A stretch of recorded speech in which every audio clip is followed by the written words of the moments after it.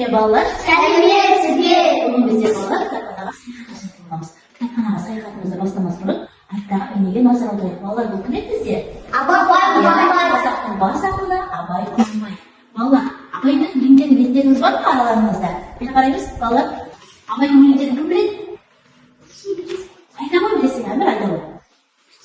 Осыншалық айта ғой. Абай Құнанбай өлсе өлер табиғат арам емес. Ол бірақ қайтып келіп ойнап келмес. Менімен менікінің айырылған өлді деп ат қойыпты, өлке өлмес. Көп адам дүниеге бой алдырып аяғын көп шалдырған. Өлді деу берсе ама айтындашы, өлмейтұғын артына сөз алдырған. Кім жүрек тіршілікке көңіл ермей, апқай қоймас әнейдің білің өрмей. Мені қайда екен біле алмассың, терең өттеріліп соңына ермей. Жарайсың, Әмір, өте жақсы. Ал ендеше балалар, кітапханаға саяхатымызды бастаймыз. Кіреміз балалар.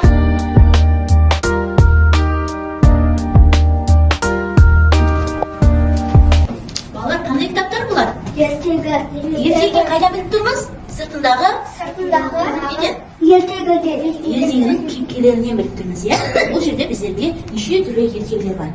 Енді балалар, бұған біздер келесі саяхатымызға тоқталамыз. Алдымен ана жерде үстелге барып отырайық. Үстелге жайғасамыз. Балалар, кітапханаға саяхатымызды бастамас бұрын Әмір бізге өте керемет өлең оқып берді. Солай ма? Иә. Өлең ұнады ма сіздерге? Ұнады. Ендеше сол өлеңнің ішінде қандай сөздер мен сөздер естеріңізде қалды? Санамалап айтып қойыңызшы.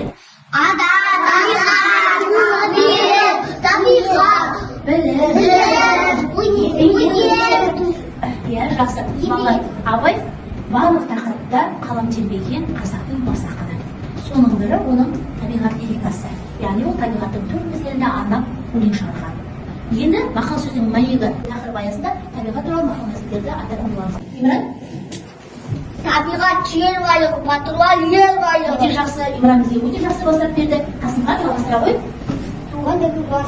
Туған жердің жуасы да мықты. Айдина? Ағаш тамырмен мықты, адам дұшармен. Өте жақсы, жарайсың, рахмет. Оған? Адамзаттың табиғаты күні жоқ, табиғатын оңайтуға табиғат. Өте жақсы. Әмір жалғастыра ғой табиғат туралы. Таулы жер бұлақсыз болмас. Жақсы, керемет. Бізде кім қалды? Амина қалды. Амина? Жалымен жер келеді, батамен ер келеді. Керемет, Амина. Балалар, жақсы, жарайсың. Енді балалар, назар аударамыз. Біздер мана мақал мәселелерді айттық туған жер туралы, табиғат туралы. Енді жалпы мақал мәселелерді тақырыбы сан алған екен. Өзінің мәйегі жалғасын бұл жерде біздің естілген жұмбақ арқылы мақал мәселелерді дайындап қойдық. Ал соны шешейік бірге. Жетірі бөлше білеткес. Өте жақсы.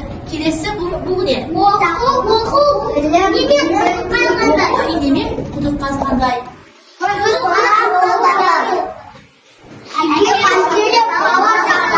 Өте жақсы.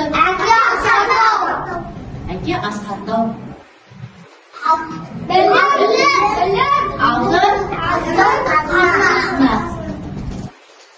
Ел ішін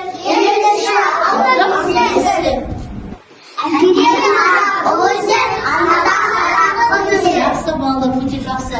Ұяда ұшқанда соны еді. Өте жақсы. Балалар, жарайсыңдар.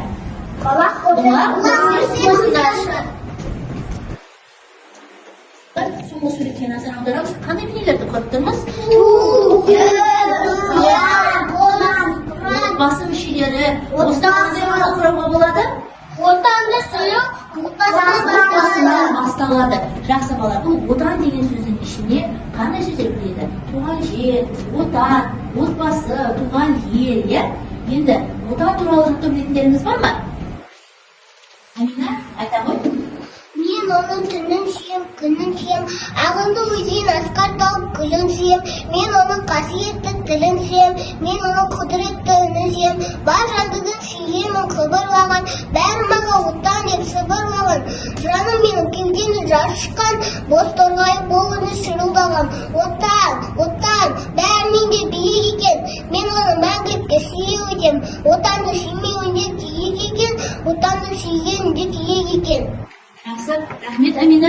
Аминаның жаттауы арқылы балалар біздер нені ұғындық? Біздер отанымызды қадірлеуіміз керек. Отанымызды сүюіміз керек. Отан деген бұл өте кең ұғым. Оның ішінде біздің туған тіліміз, туған жеріміз, туған дәстүріміз, біздің ұлттық дәстүріміз керек. Біздер бұл кітапханаға саяхатта қазақ ауыз әдебиетінің бір түрі мақалдар туралы.